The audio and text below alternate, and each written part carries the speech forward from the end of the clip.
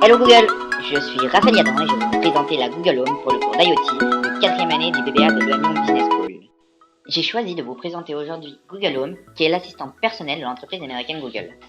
Annoncé en mai 2016 à la conférence I/O de San Francisco, Google Home est aujourd'hui un des objets connectés phares de la marque Google. La version classique de Google Home est vendue à 149 €. Il existe également une version grand format appelée Google Home Max qui est vendue pour la somme de 399 €, tandis qu'il existe aussi une version mini vendue pour la somme modique de 59 €. La Google Home classique, qui est en forme de cylindre, peut être comparée à un pot de fleurs. Elle pèse à peu près 480 grammes.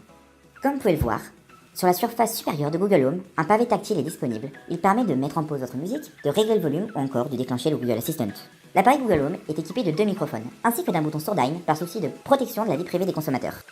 Bien qu'il existe des produits non officiels, le Google Home n'est pas équipé d'une batterie et fonctionne uniquement branché à partir d'un câble d'alimentation fourni avec l'appareil.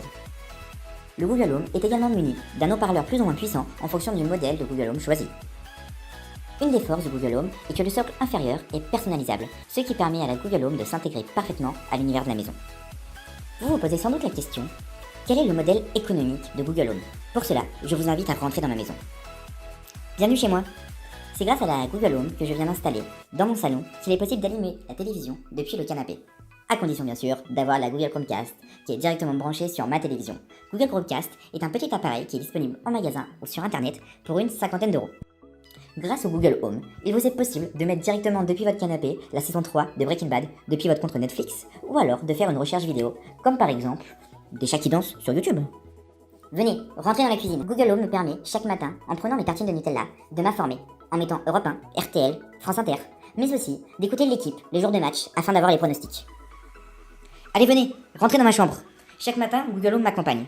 En plus d'être un très bon réveil où je peux mettre mes musiques préférées, Google Home me permet d'allumer la lumière grâce au dispositif sans fil des ampoules Nest, mais aussi de mettre ma playlist préférée depuis mon compte Spotify, comme ma playlist Réveil sucré.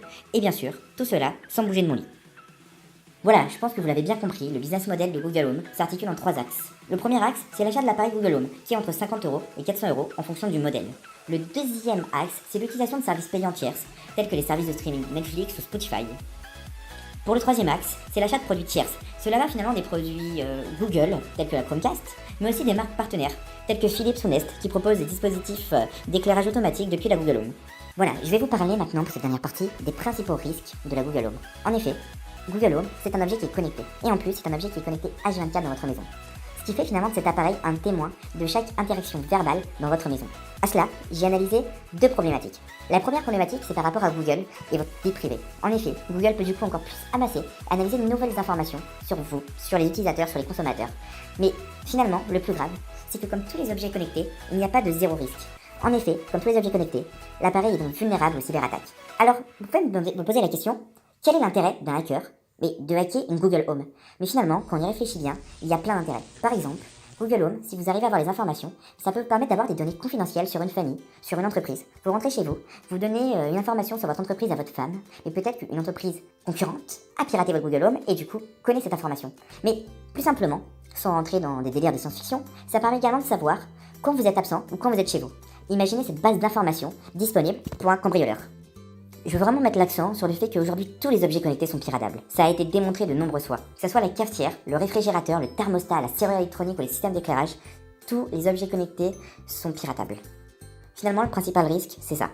Maintenant, pour conclure cette vidéo, je vais citer Loïc Guézot, qui est un stratégiste de cybersécurité internationale, qui a dit « Lorsqu'un appareil est décrit comme étant intelligent, vous pouvez le considérer comme vulnérable ». Merci de votre attention.